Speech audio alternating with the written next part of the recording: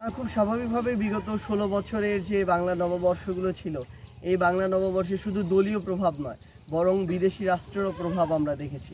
তাদের মতো করে দলের যেমন ছিল, বিদেশি রাষ্ট্রের এজেন্সির ওই রকম করে কনসেপ্ট তৈরি করে এই নববর্ষগুলোর বিভিন্ন ধরনের সেগমেন্ট তৈরি করা হতো, বিভিন্ন ধরনের অপসংস্কৃতি চাপিয়ে দেওয়া হতো। বরং আমরা আমাদের জায়গা থেকে মনে করি যে এই যে একটি ফ্যাসিস্ট সরকারের পক্ষ থেকে বা একটি ক্ষমতার জায়গা থেকে কোনো কিছু চাপিয়ে দেয়া, এটি কখনোই সাস্টেইনেবল নয় এবং এটি কখনো আমরা প্রত্যাশাও করি না। আমরা মনে করি যে অন্তর্বর্তীকালীন সরকার অভ্যুত্থান পরবর্তী সময়ে ততটুকু স্পেস বাংলাদেশের মানুষকে অলরেডি দিয়েছে যে আমরা আমাদের জায়গা থেকে যা ধারণ করি আমরা সেটাই প্রকাশ করি এবং করতে পারি।